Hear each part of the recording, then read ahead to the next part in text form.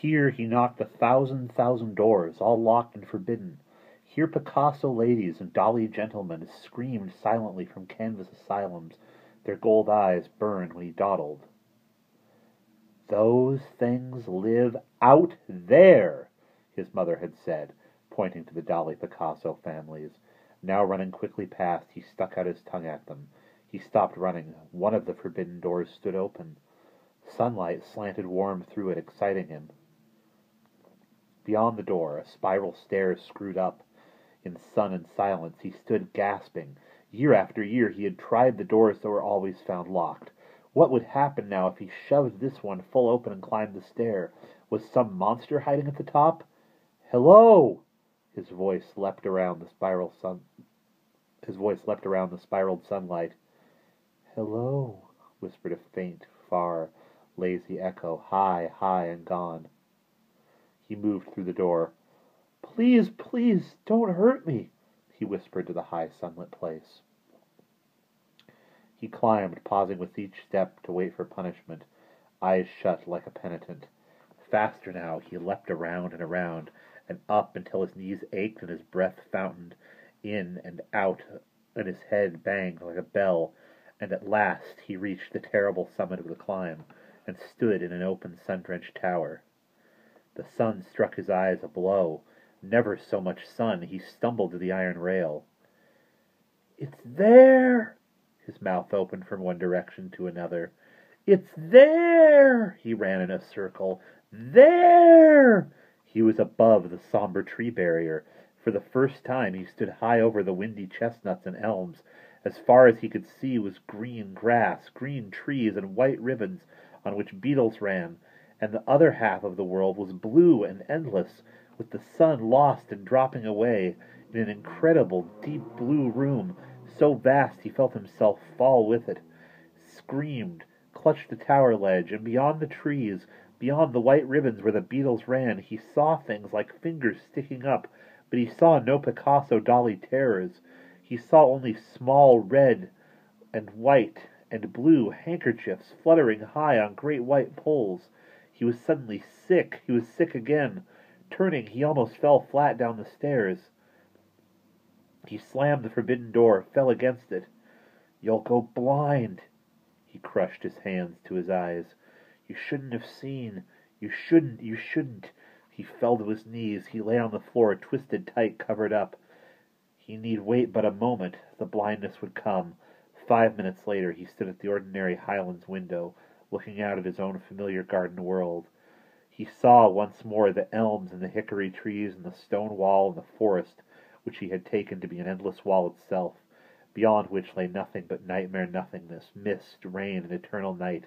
Now, it was certain, the universe did not end with the forest. There were other worlds than those contained in Highland or Lowland. He tried the forbidden door again, locked. Had he really gone up? Had he really discovered those half-green, half-blue vastnesses? Had God seen him? Edwin trembled. God, who smoked mysterious black pipes and wielded magical walking sticks. God, who might be watching even now, Edwin murmured, touching his cold face. "I can still see. Thank you, I can still see." At 9:30, half an hour late, he rapped on the school door. "Good morning, teacher." The door swung open. Teacher waited in her tall, gray, thick-clothed monk's robe, a cowl hiding her face.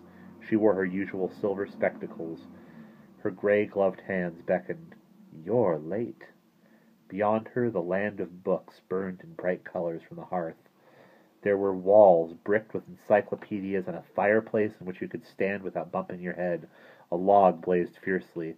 The door closed, and there was a warm quiet. Here was the desk where God had once sat. He'd walked this carpet, stuffing his pipe with rich tobacco, and scowled out that vast stained-glass window. The room smelled of God, rubbed wood, tobacco, leather, and silver coins. Here teacher's voice sang like a solemn harp, telling of God, the old days, and the world when it had shaken with God's determination, trembled at his wit, when the world was a building under God's hand, a blueprint, a cry, and a timber rising. God's fingerprints still lay, like half-melted snowflakes on a dozen sharpened pencils in a locked glass display. They must never, never be touched lest they melt away forever.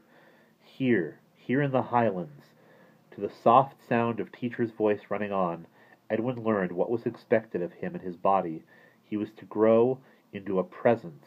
He must fit the odors of the trumpet voice of God. He must fit the odors and the trumpet voice of God. He must someday stand tall and burning with pale fire at this high window and shout dust off the beams of the worlds. He must be God himself. Nothing must prevent it. Not the sky, or the trees, or the things beyond the trees. Teacher moved like a vapor in the room. "Why are you late, Edwin?" "I don't know." "I'll ask you again, Edwin. Why are you late?" He heard the hiss of teacher's breath. He saw her slowly slide back and sink into the large hand-carved chair, swallowed by darkness, her glasses flashing light before they vanished. He felt her looking out at him from shadow, and her voice was numbed, and so, like a voice he heard at night, his own voice crying just before he woke from some nightmare. "Which door? Where?" she asked. "Oh, it must be locked." "The door by the Dali Picasso people," he said in panic. He and teacher had always been friends. Was that finished now? Had he spoiled things? "I climbed the stair. I had to. I'm sorry. Please don't tell Mother."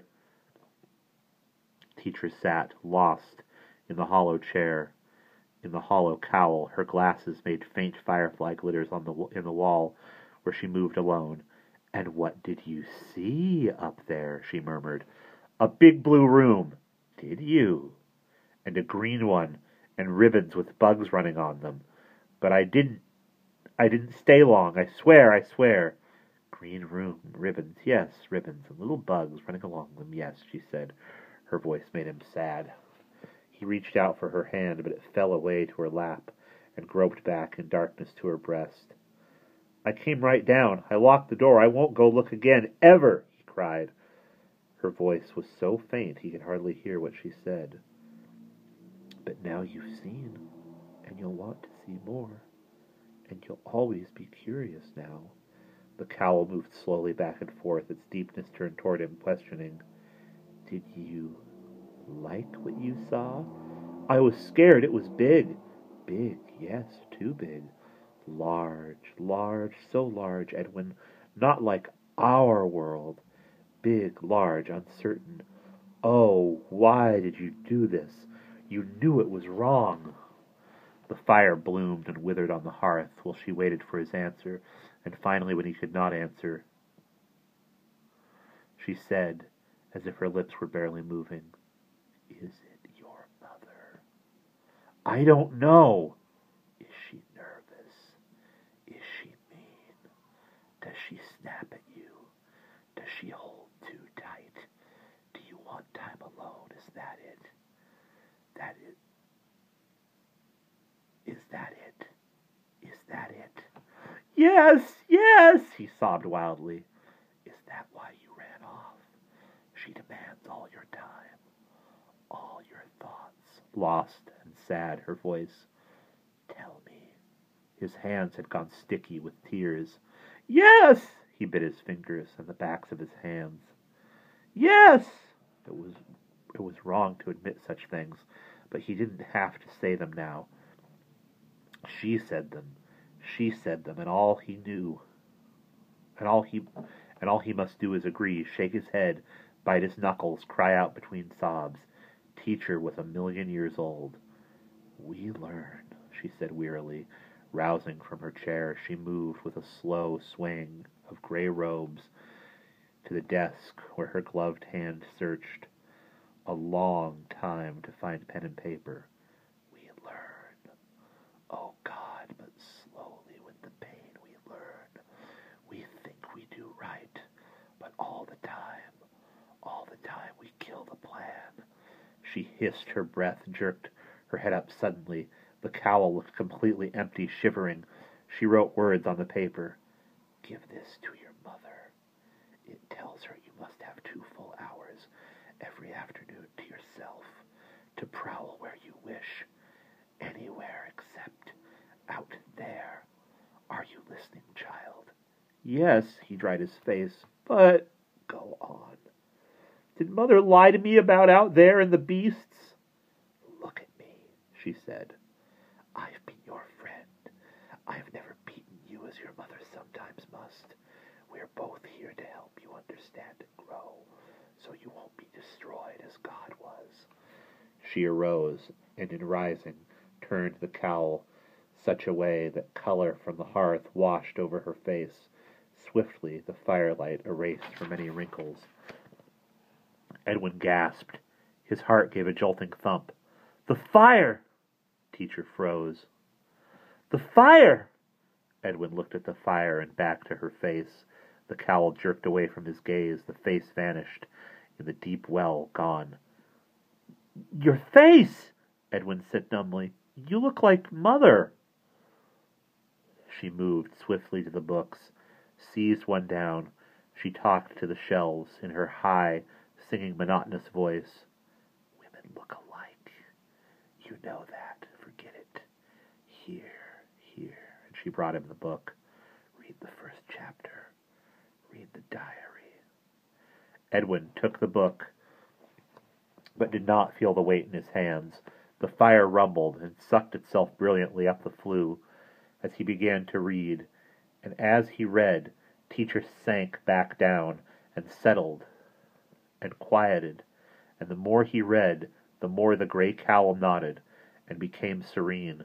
The hidden face, like a clapper gone solemn in its bell, firelight ignited the gold animal lettering of the shelved books as he read, and he spoke the words, but was really thinking of these books from which pages had been razored and clipped, certain lines erased, certain pictures torn, and the leather jaws of some of the books glued tight, others, like mad dogs, muzzled in hard bronze straps to keep him away.